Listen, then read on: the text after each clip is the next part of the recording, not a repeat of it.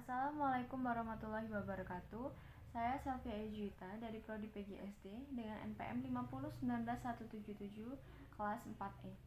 Di sini saya akan menjelaskan tentang perbedaan dan perubahan kurikulum 2006 dan kurikulum 2013. A. Perbedaan dan perubahan hakikat kurikulum 2006 dan kurikulum 2013. Hakikat kurikulum adalah suatu program yang direncanakan dan dilaksanakan untuk mencapai sejumlah tujuan pendidikan. KTSP merupakan strategi pengembangan kurikulum untuk mewujudkan sekolah yang efektif, produktif, dan berprestasi. Beberapa hal yang perlu dipahami dalam kaitannya dengan KTSP adalah: yang pertama, KTSP dikembangkan sesuai dengan kondisi satuan pendidikan, potensi, dan karakteristik daerah. Yang kedua, sekolah dan komite sekolah mengembangkan kurikulum tingkat satuan pendidikan dengan silabusnya berdasarkan kerangka dasar kurikulum dan standar kompetensi lulusan di bawah Dinas Pendidikan. Untuk kurikulum 2013 menekankan pengembangan kompetensi pengetahuan, keterampilan, dan sikap peserta didik secara seimbang. Elemen-elemen perubahan dalam kurikulum 2013. Yang pertama, kompetensi lulusan. 2. Kedudukan mata pelajaran. 3. Pendekatan isi. 4. Struktur kurikulum. Dan yang kelima, proses pembelajaran. Jadi, adanya perbedaan jika kita lihat pada kurikulum 2006, sumber belajar itu hanya pada gurunya saja. Peserta didik hanya terus-menerus dipaksa untuk menelan informasi. Sedangkan kurikulum 2013, peserta didik dituntut untuk aktif dan guru hanya sebagai fasilitator saja.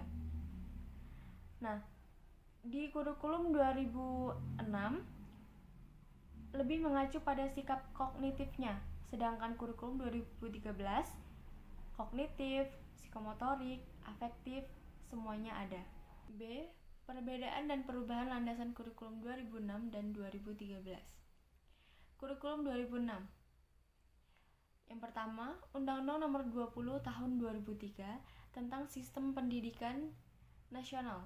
Dalam Undang-Undang Sisdiknas tersebut dikemukakan bahwa standar nasional pendidikan terdiri atas standar isi, standar proses, standar kompetensi, standar lulusan, standar tenaga kependidikan, standar sarana dan prasarana, standar pengelolaan, standar pembiayaan, dan standar penilaian. Ketentuannya terdapat pada pasal 1 ayat 19 dan lain sebagainya. 2. Peraturan Pemerintahan Republik Indonesia Nomor 19 Tahun 2005. Dalam peraturan tersebut dikemukakan bahwa kurikulum adalah seperangkat rencana dan peraturan mengenai tujuan, isi, dan bahan pelajaran serta cara yang digunakan untuk mencapai tujuan tersebut. Yang ketiga, standar isi mencakup lingkup materi dan tingkat kompeten untuk mencapai kompetensi lulusan pada jenjang dan jenis pendidikan tertentu.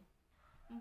Standar kompetensi lulusan merupakan kualifikasi kemampuan lulusan yang mencakup pengetahuan, sikap, dan keterampilan sebagaimana yang ditetapkan dengan Kemendiknas Nomor 23 Tahun 2006. Untuk landasan kurikulum 2013, yang pertama menggunakan landasan yuridis. Landasan yuridis merupakan ketentuan hukum yang dijadikan dasar untuk pengembangan kurikulum dan yang mengharuskan adanya pengembangan kurikulum baru. Landasan yuridis adalah Pancasila dan Undang-Undang Dasar 1945. Yang kedua, menggunakan landasan filosofis. Landasan filosofis adalah landasan yang mengarahkan kurikulum kepada manusia apa yang akan dihasilkan kurikulum.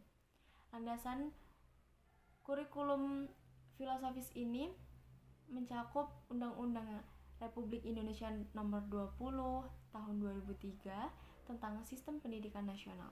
Yang ketiga, menggunakan landasan teoritik. Landasan teoritik memberikan dasar-dasar teoritik pengembangan kurikulum sebagai dokumen dan proses. Yang keempat, menggunakan landasan empiris, memberikan arahan berdasarkan pelaksanaan kurikulum yang sedang berlaku. C. Perbedaan dan perubahan prinsip kurikulum 2006 dan 2013. Prinsip-prinsip kurikulum 2006. Yang pertama, berpusat pada potensi, perkembangan serta kebutuhan peserta didik dan lingkungannya. Yang kedua, beragama dan terpadu. Yang ketiga, tanggap terhadap perkembangan ilmu pengetahuan, teknologi, dan seni. Yang keempat, relevan dan dengan kebutuhan. 5. Menyeluruh dan berkesinambungan.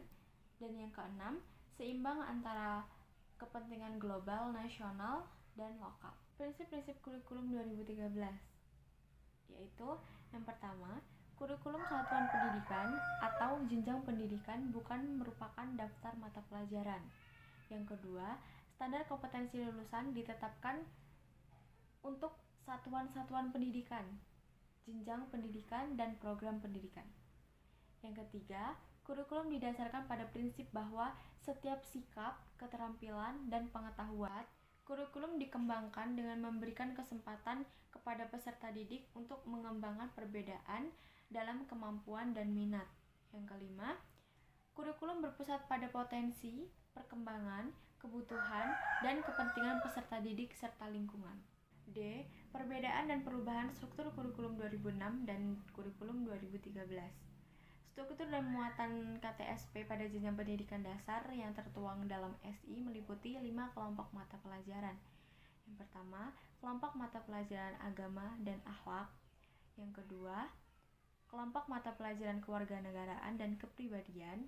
Yang ketiga, kelompok mata pelajaran ilmu pengetahuan dan teknologi. Yang keempat, kelompok mata pelajaran estetika. Dan yang kelima, kelompok mata pelajaran jasmani, olahraga, dan kesehatan. Struktur kurikulum 2013 memiliki sedikit perubahan bila dibandingkan dengan KTSP. Perubahan tersebut terletak pada bentuk mata pelajaran serta alokasi waktu belajar yang dibebankan kepada peserta didik. Struktur kurikulum tingkat SD meliputi holistik berbasis sains, alam, sosial, dan budaya. Jumlah mata pelajaran dari 10 menjadi 6 dan jumlah jam bertambah di jam pelajaran per minggu, dikarenakan akibat perubahan pendekatan pembelajaran. Itulah yang dapat saya sampaikan, kurang lebihnya saya mohon maaf. Saya akhiri. Wassalamualaikum warahmatullahi wabarakatuh.